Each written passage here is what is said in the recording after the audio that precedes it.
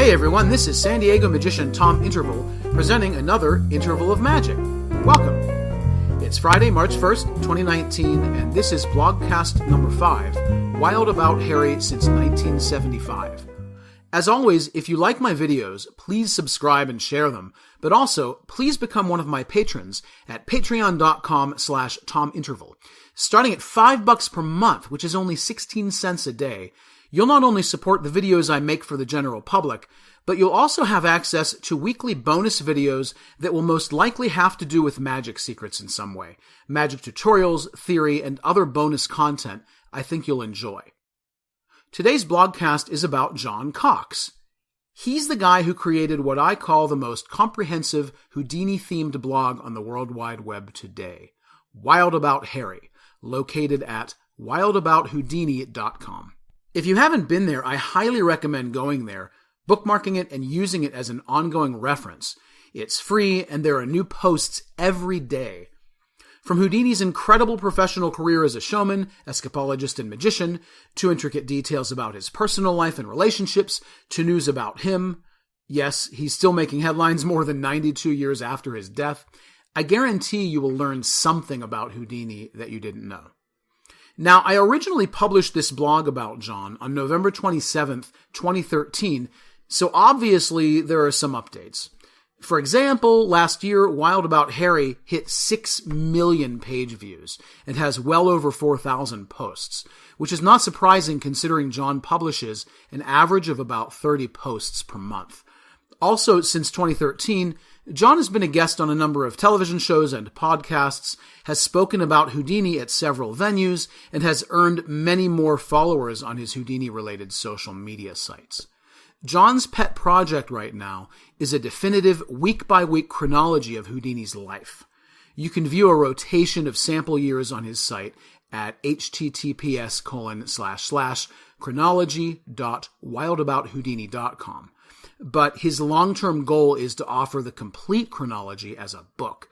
I absolutely can't wait to see that, because to my knowledge, no one has ever done that before, and it would be an incredibly useful research tool for Houdini scholars and general historians alike. So please keep all of this in mind as you listen to my original blog from, again, November 27th, 2013. John Cox, Wild About Harry Since 1975, by Tom Interval. In 1980, 15-year-old John Cox told a Los Angeles reporter he was the third disciple of Harry Houdini. The first two, he said, were carnival worker Edward Saint and noted illusionist and author Milburn Christopher. At the time, John, whose business card and stationery read, John C. Cox, Houdini Enthusiast, said he hoped to write a definitive history of Houdini. 33 years later, the realization of that wish is Wild About Harry, the most comprehensive Houdini-themed blog on the web today. Although John launched Wild About Harry only 3 years ago, the blog's origin dates back to 2005, when he created a monthly online newsletter called Houdini Lives, which became a full website the following year. But in 2010, John decided to transfer most of that site's content from an Apple iWeb template to a more functional, smartly designed Blogger interface, the site Houdini fans and researchers worldwide are now familiar with. The simple idea was to create a website that keeps up with everything that's new in the world of Houdini, says John. Wild About Harry still delivers the news, but it also includes my own experiences with collecting and going to events and doing research, or even just thinking about a certain topic. And now it's become an even larger experience with people contributing material and participating in the research.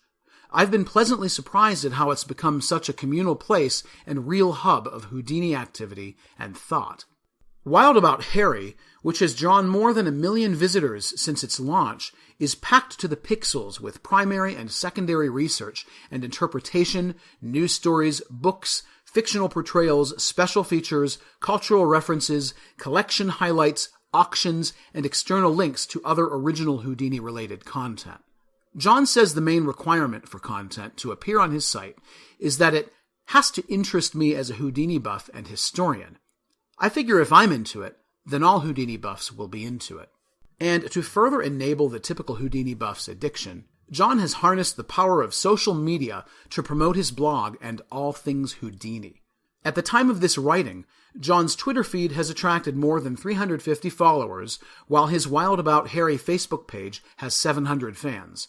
And those numbers don't include the separate, specialized Houdini-themed Facebook pages he runs. Houdini, 2,170 followers. Bess Houdini, 121. Hardeen, 94. Houdini's Movies, 166. And Houdini the Miniseries, 115.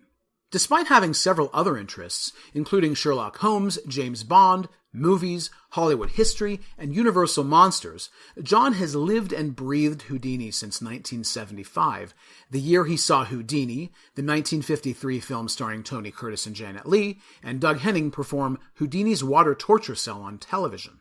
From that point on, he was hooked, and this quote-unquote double whammy, as he puts it, inspired him to read 2 books that would be the first to contribute to his lifelong fascination with the legendary escape artist.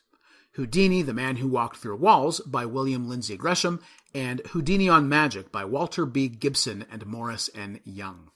With his father's help in the 1970s and 80s, John, who lived in the Canoga Park neighborhood of San Fernando Valley in Los Angeles at the time, substantially added to his library and has since amassed a collection of more than 500 books and some 1,500 other items, including original autographed photos, letters, posters, press books, programs, publications, press clippings, multimedia, and other odds and ends, such as a chunk of glass from an original Houdini water torture cell, and even strands of Bess Houdini's hair.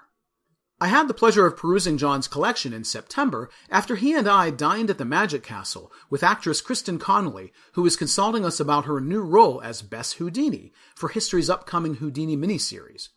John, who lives in Studio City about 10 minutes from the castle, was extremely hospitable and gave me free rein to look through everything. Not only is it a great collection, but John is meticulous in organizing and caring for it. Leafing through his personal scrapbooks took me back to my childhood when I, too, saved anything and everything about Houdini and magic. Every clipping was sacred, every ticket stub and souvenir program in its place. But my meager collection pales next to John's. His bookcases are filled with stacks of Houdini-related publications and what must be almost every edition of every book ever written by or about Houdini, including some that are autographed by the man himself. Signed photos and letters are displayed or tucked away, and Houdini posters and novelties grace some walls and bookshelves. Back in the day, the beginnings of this collection were substantial enough to earn John some publicity in a few local newspapers, including the Valley Chronicle, Valley News, the Los Angeles Times, and Hunter's Call, his high school paper, which referred to him as a bit of a celebrity. In a way, he was a local celebrity, even if only for a short time. In addition to collecting Houdini books and memorabilia, he put on magic shows at schools and other venues and performed Houdini-like stunts, such as escaping from a straitjacket and shedding handcuffs and chains after jumping into a swimming pool. He appeared on a local news channel and even performed his straitjacket escape on the Tony Tennille Show. These days, John doesn't perform. In fact, he quit when he was about 16 years old. I just suddenly realized I wasn't a performer, he says. I was a historian, and I stopped. It was that easy. As a historian, John has learned from many Houdini experts over the years, including Manny Weltman, Patrick Culleton, John Gahn, and Sid Radner. But one of his favorite moments was meeting Marie Blood, Houdini's niece. That was an out-of-body experience for me, he says. I had driven to Colorado Springs 2 days and we were sitting together alone in a big hotel lobby beside a fire with a thunderstorm outside, and she's sharing with me family secrets.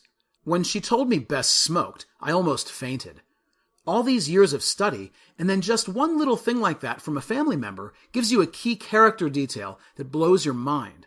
I really felt like I was in the room with Houdini himself. Like I said, out-of-body experience. Some might think John's interest in Houdini is borderline excessive. That's because it is, but in a great way. It's his unbridled passion that inspires him to consistently produce original content, which in turn fuels discussions and debates among Houdini scholars and contributes to our overall understanding of one of the most significant historical figures to ever live. And that passion hasn't waned in the least since 1975. John says he doesn't know exactly which aspects of his personality so intensely draw him to the great entertainer. It's probably rooted in some deep psychology, he says. But I'm also a lover of mystery, the past, and all things Gothic, and Houdini sits well in that frame. John's passion, or obsession as he once called it, is represented well on Wild About Harry, and for good reason. John is a natural writer and has been since he was a kid. I remember when I was 12 or so, I sat down and started writing a book about Houdini, he says. I was dead set determined to write a full book. I think I got about 25 pages done, which is a lot when you're just sitting with a pencil and paper while other kids are playing outside. Despite his childhood love of writing, John says he was a terrible speller and that the massive mechanical aspect of writing held him back until his college days when computers and spell check made those mechanics a bit easier. It's interesting to think that, for me, technology, the computer, is an essential writing partner, he says. Maybe that's why I'm so comfortable being a blogger. When he's not blogging, John, a graduate of USC School of Cinematic Arts, works in the film industry as a quality control technician and screenwriter. In the latter position, he has penned projects for ABC, CBS, USA, DreamWorks, MGM, Sony Pictures, 20th Century Fox, and Warner Brothers. His first produced feature film, co-authored with Agatha Dominic, was Boot Camp, 2008, starring Mila Kunis and Gregory Smith. With John's connection to Hollywood, it's no surprise he has a special interest in Houdini's filmmaking career. His favorite Houdini film is The Master Mystery, 1919, a 15-part serial starring Houdini as Quentin Locke, a Justice Department agent who investigates a shady patents company that dupes inventors. He's great in it, says John. There are some fantastic escapes, and it's incredibly long. You can sit for hours and just watch the living Houdini. I love it.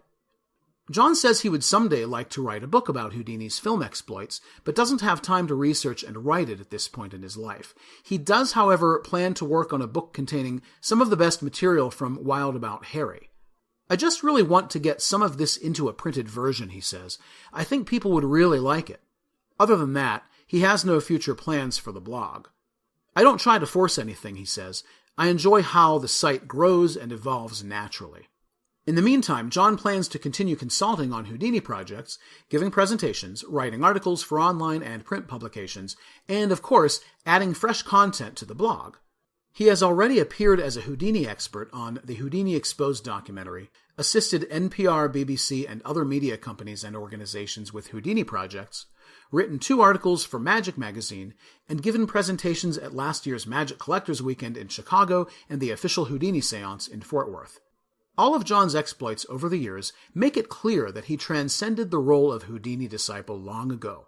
Not only is he a one-man aggregator of all Houdini news on the web, as David Byron of The Mandala puts it, but he is easily the most prolific, active, and original Houdini blogger out there, setting a new standard for the dissemination and interpretation of information relating to Houdini. These are qualities of a leader. The only disciples are those attempting to follow his example. Thanks for watching and or listening to this interval of magic.